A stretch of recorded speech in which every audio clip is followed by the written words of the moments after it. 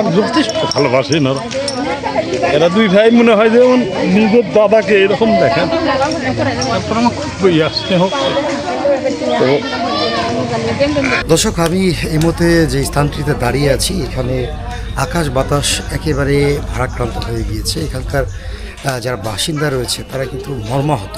এমন একটি ঘটনা আপনারা জানেন, গতকাল থেকেই সারা দেশে কিন্তু এই খবরটি বেশি প্রচারিত হচ্ছে যে সৌদি আরবের রাজধানী রিয়াদের একটি একটি ছোপা তৈরির কারখানাতে 17 জন বাংলাদেশি সেখানে কাজ করতো। তার মধ্যে একজন শুধু বেঁচে যায়, বাকি 16 জন সেই অগ্নিকাণ্ডে নিহত হয়, যেটি আমরা বাংলাদেশ রাষ্ট্রদূত যেটি আমরা সৌদি আরবের মাধ্যমে জানতে পেরেছি। তবে এই মুহূর্তে আমি অবস্থান করছি নওগাঁ জেলার আত্রাই উপজেলায়। এটি গন্ডগোহালি গ্রামে। সেই গ্রামে এখানে আপন দুই সহোদর ভাই যারা সেই সোফা তৈরি কারখানাতে কাজ করতো। আমার পিছনে দেখতে পাচ্ছেন যে এইখানে বাড়ির কিন্তু কাজ চলছে, নতুন বাড়ি। তাদের কথা ছিল যে তারা এই ছুটিতে এসে এই বাড়ি কমপ্লিট করবে এবং তারা দুই ভাই অবিবাহিত, তারা বিয়ে করে নতুন জীবন তারা শুরু করবে। সেই যে স্বপ্ন, সেই স্বপ্ন কিন্তু কালকে একটি দুর্ঘটনায় অর্থাৎ অগ্নিকাণ্ডেই একেবারে সেই স্বপ্ন শেষ হয়ে যায়।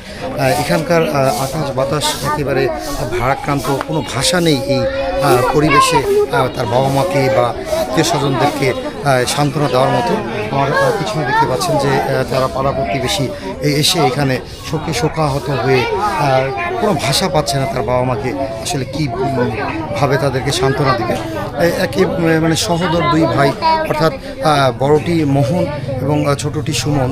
বড়টি মোহন তিনি 8 বছর আগে সৌদি আরবে গিয়েছিলেন। পরবর্তীতে তার ভাই গত 2.5 বছর আগে তাকে আবার সেই একই জায়গাতে নিয়ে যায়। দুই ভাই সেখানে একই কারখানাতে কাজ করছিল। তবে আপনাদেরকে জানিয়ে রাখি, ছোট ভাই সুমন তিনি কিন্তু একটু প্রতিবন্ধী, তার পায়ে সমস্যা রয়েছে।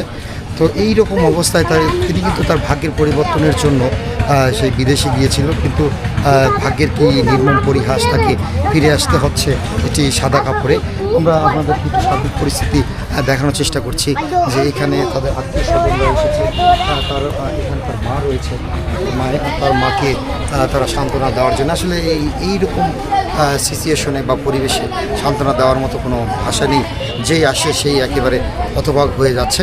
আর আপনাদেরকে জানিয়ে রাখি, এই গ্রামেরই কিন্তু 4 জন ব্যক্তি নিহত হয়েছেন। এই পাশাপাশি যে বাড়ি রয়েছে, অর্থাৎ এখান থেকে 100 গজ দূরে সেই বাড়ির একজন যার নাম কলি, তিনি মারা গিয়েছেন এবং পার্শ্ববর্তী 200 গজ দূরে